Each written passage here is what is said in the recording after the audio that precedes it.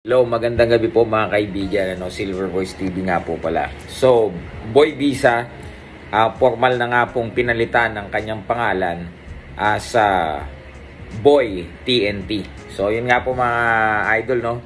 Formal na pong nagtapos ang validity ng visa ni Boy Visa noong pong ika-22 ng Setyembre taong kasalukuyan mga kaibigan. Mas pinili po na ni Boy Visa ni Boy TNT, hindi pa ako sanay, na manatili ng illegal sa bansang Estados Unidos at ang kanyang filosofiya okay lang daw na may expire na visa basta makalusot. If you extended even just for a day mga kaibigan, you are actually accepting the fact na once you're caught or bumalik ka sa Pilipinas and you tried to renew your visa, bibilang ka na po ng 10 taon before you can try reapplying for a US visa. And you can only try. There is no guarantee that you will be approved after that said time frame, which is 10 taon nga po. Napakatagal po niyan mga idol. Ngayon, ito pong atin pong pinag-uusapan na ito mga idol ay may kinalaman sa mga katanungan na bakit ba piniling hindi umuwi? Bakit ba ayaw umuwi? Bakit ba mas pipiliin na lamang na magtago o manatili ng illegal sa bansa na yan, mga kaibigan? Unang-una po sa lahat, they are afraid to face their yung legal problem dito po sa Pilipinas. Alright? Because hindi po natin alam, maybe wala po silang tawag dito, legal team na umaasikaso. Hindi po sila hindi po sila confident sa kakahantungan po ng ongoing case dito po sa Taguig mga idol.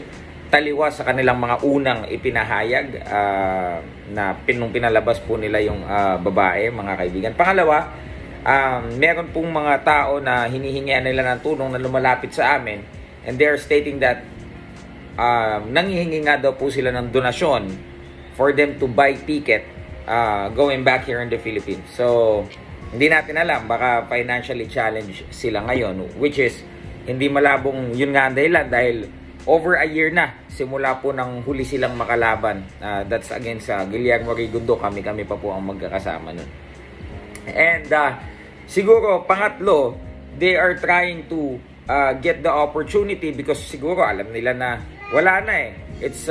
It's now or never na wala na din. Expire na visa ko. And then, kasi yung visa po nila, ang nag-sponsor nun yung TGB.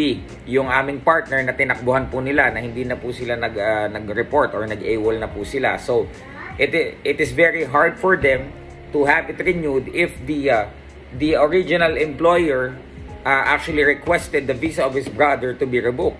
Siya po, support lang siya nung main employer. Nung main employee. So, siguro, gagamitin niya na itong chance para to stay and malamang to work there kahit walang mga legal papers. But the thing is, he is staying there and he is illegal and he is a blogger. Meaning, he is updating his whereabouts mga idol. Sorry na putol, no? So, meron kasing may mga kakilala tayo na staying there in the US illegally, but they keep it low, diba? They keep it low. Hindi sila masyadong pasikat, hindi sila masyadong naglalabas sa publiko, lalo na sa mga social media platforms na yan. Kapag ka ikaw ay let's say somehow public figure and you keep on updating the people your whereabouts, diba, and you are staying there illegally, diba, medyo magkakaproblema ka doon. So hindi na kami magbibigay ng anumang clue kung ano po ang mga nakalinyang mga gagawin po, no, especially ng kanilang dating employer, to do the right thing with regards to this sa kanilang previous employee. Previous employee. Kasi kapag yan po ay nasa kote, at sila ang recorded last employer, I think somehow may pananagutan yung former employer nila. So the employer needs to do the right thing to report kung ano man ang dapat i-report sa kinaukulan accordingly, at mabigyan ng sapat or ng tamang action yung mga ganitong bagay, ano. So yung iba magsasabi, ay bakit kawawa naman sila, grabe naman kayo. Men, kawawa o hindi, or ano tawag dito, magbigay man kayo ng simpatya o hindi, ang tanong po dito, ano yung tamang gawin sa mga ganyang pagkakataon? Because kung tatanungin nyo po kami kung tama yan o hindi, kayo na makakasagot.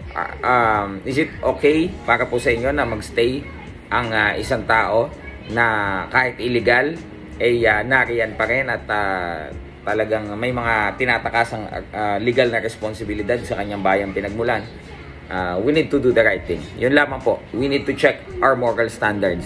At tayo pong lahat, dapat ganun ang pagpili po natin. Maraming pong salamat. Magandang gabi po sa inyo lahat.